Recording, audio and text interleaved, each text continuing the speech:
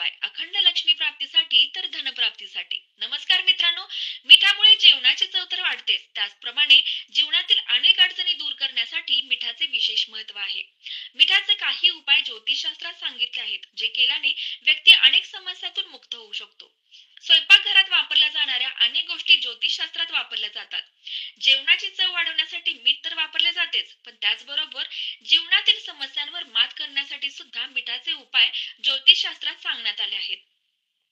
असे मानले जाते की मिठाचा उपाय अतिशय जलद परिणाम दर्शवतो.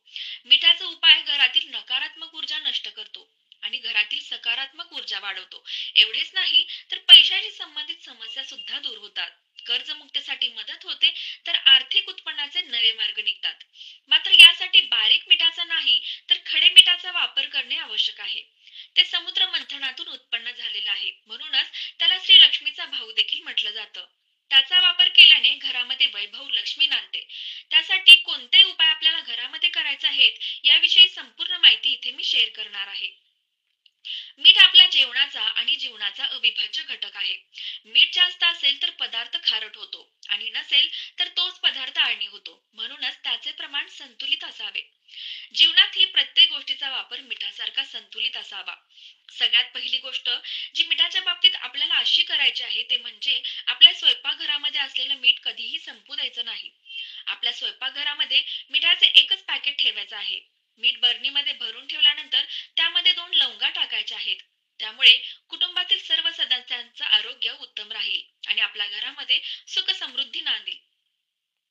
पण मीठ कधीही स्टील किंवा लोखंडी भांड्यामध्ये ठेवू नये. याशिवाय मीठ थेट एखाद्याच्या हातात दिले जाऊ नये आणि घेऊ देखील नये. यामुळे परस्पर संबंध खराब होतात. अशी मान्यता आहे की मीठ नेहमी शुक्रवारच्या दिवशी खरेदी करून आणावे. प्रत्येक शुक्रवारी नाही शक्य झालं तर किमान महिन्यातील एखाद्या शुक्रवारी तुम्हाला खडे मीठ खरेदी करून आणायचं आहे. आता मिठाचे हे उपाय आपल्याला कशा प्रकारे करायचे आहेत, हे आता आपण जाणून घेऊयात. आपल्याला जेव्हा खूप थकवा येतो, तेव्हा आपण गरम पाण्यामध्ये मीठ टाकून त्यात पाय बुडवून ठेवतो. तसे केल्याने शरीरातील थकवा चुटकीसरशी दूर होतो. हाच प्रयोग आपण आंघोळीच्या वेळी केला तर त्याचाही निश्चित फायदा होऊ शकेल. आठवड्यातून एक दिवस आंघोळीच्या गरम पाण्यामध्ये थोडे मीठ टाकून आंघोळ करून पहा. शरीराला आलेली मरगळ व मनावर चढलेला आळस दूर होऊन मन आणि शरीर प्रसन्न होईल. मीठ स्वच्छता आणि नकारात्मक ऊर्जा नष्ट करणारे नैसर्गिक घटक आहे. याचा वापर आपण रोज आपल्या घराची फरशी पुसताना सुद्धा पाण्यामध्ये करायचा आहे. यामुळे संपूर्ण घरामध्ये असलेले वास्तुदोष हळूहळू नष्ट होतात आणि सकारात्मक ऊर्जेचा संचार होतो. आपल्या अवतीभोवती ऊर्जेचे वलय असते. ते सकारात्मक असेल तर कामाला गती मिळते आणि नकारात्मक असेल तर कामे खोळंबून जातात. आपल्या घराच्या बाथरूम मध्ये सगळ्यात जास्त नकारात्मकता असते. बाथरूम मध्ये आपण कुठलेही उपाय करत नाही, पण बाथरूम मध्ये आपण मिठाचा मात्र वापर करू शकतो. आणि हा उपाय केल्यामुळे बाथरूम मध्ये असलेली नकारात्मकता जी आहे संपूर्णपणे नष्ट होते. एवढा हा प्रभावी उपाय आहे.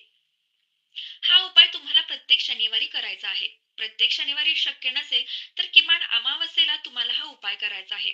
सांगितल्याप्रमाणे तुम्हाला हा उपाय करण्यासाठी एक काचेची वाटी किंवा बाउल वापरायचा आहे आणि त्यात तुम्हाला थोडंसं खडे मीठ भरून बाथरूम मध्ये अशा ठिकाणी ठेवायचं आहे जिथे कोणाच्याही दृष्टीस पडणार नाही.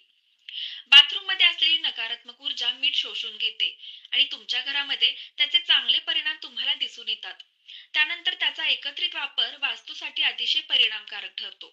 एखाद्या छोट्याशा वाटीमध्ये नैसर्गिक मीठ म्हणजेच खडे मीठ 4 ते 5 लवंगा एकत्र करून ती वाटी घरातल्या कुठल्याही कोपऱ्यात ठेवून द्यावी. या प्रयोगाने घरातील केवळ नकारात्मक ऊर्जा नष्ट होत नाही, तर आर्थिक अडचणी देखील कमी होतात.